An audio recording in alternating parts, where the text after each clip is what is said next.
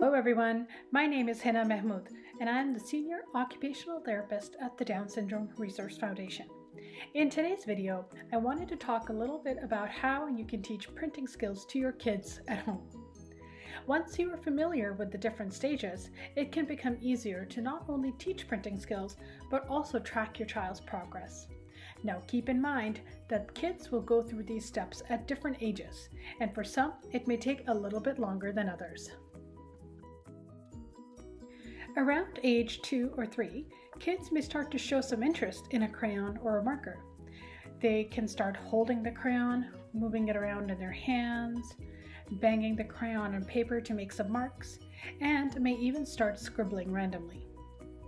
Once your child starts to demonstrate some control of the writing tool and are able to spontaneously scribble in different directions, they can now start the process of learning how to print.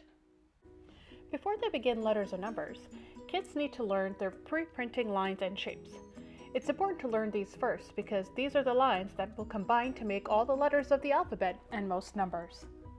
These include a vertical line, a horizontal line, diagonals, and then learning to combine these lines, making an X, a plus sign, and then pre-printing shapes, which include a circle, a square,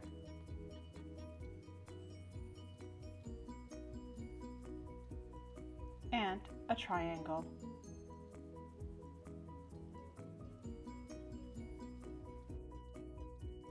Once pre-printing lines and shapes have been mastered, kids can move on to letters and numbers. As OTs, we also use a series of steps to teach pre-printing and printing skills. First, we work on tracing. You can provide your child with a dotted or dashed line example of a word. Have them learn the motor movements of how to form that letter.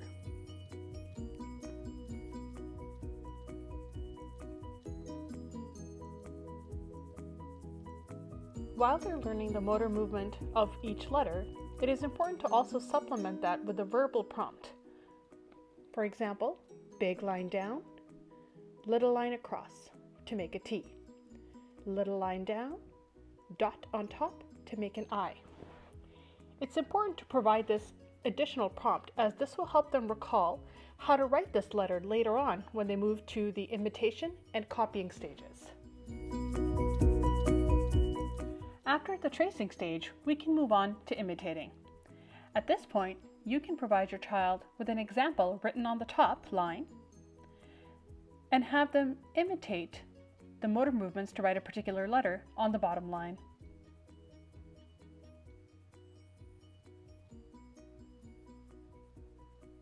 You can also provide additional prompts such as a gestural prompt so that they understand where the letters are placed and what the appropriate letter size should be. If your child is struggling with a particular formation of a letter, you can also break that down during the imitation stage. For example, for the letter A, we can break it down into first make a C, then a little line to finish it off.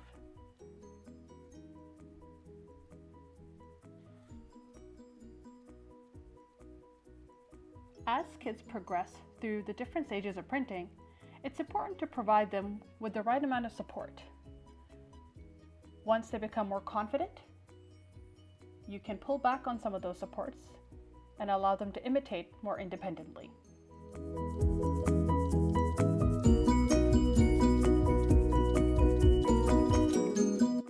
After the imitation stage, kids can now move on to the copying stage.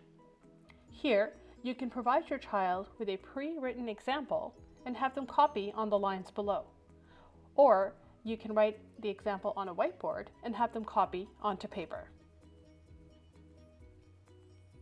At this stage, most kids should have a good grasp of letter formation and may only need minimal prompts for letter sizing and spacing.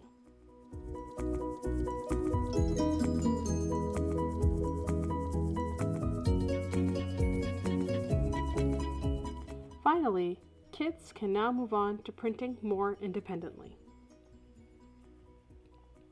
At this stage, they may require occasional assistance with letter sizing and spacing, but for the most part, should be able to print their letters and numbers from memory and using the correct letter formation.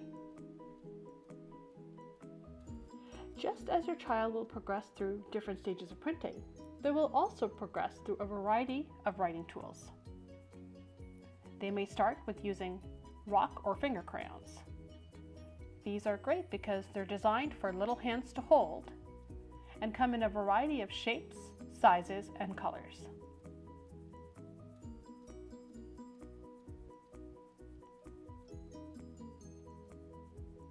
If you have any broken crayons lying around, those are also a great way to promote a tripod grasp.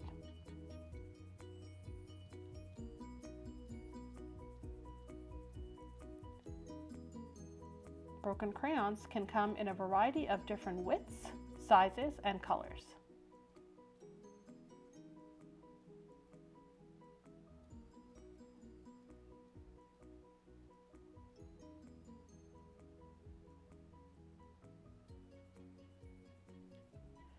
Another great tool that I like to use are poster paint markers.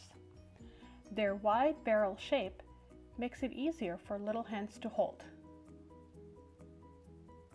These also come in a variety of colors and make printing and pre-printing more fun. Another great tool that I like to use are pipsqueak markers. You can take the cap off and use them as a very short marker to promote that tripod grasp. Or you can add the lid back onto the marker to increase the surface area, allowing for more control.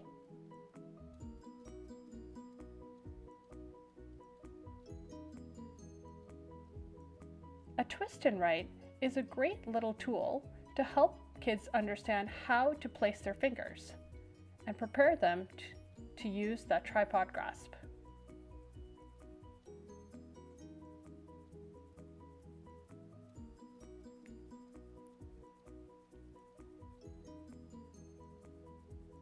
Finally, when your kids are ready to write with pencils, I always like to give my students shorter pencils to hold.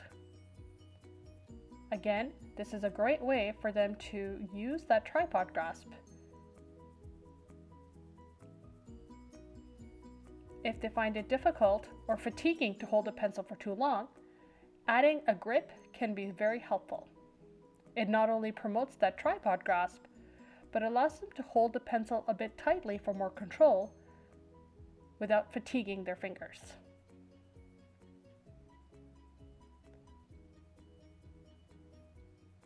At this point, your kids might transition to using a regular pencil with or without a grip. Grips can always be added on and come in a variety of shapes, sizes, and colors. If your kids enjoy practicing their printing on an iPad, they can use a stylus such as this one. It has a nice wide barrel with a soft grip that allows for more accurate movements.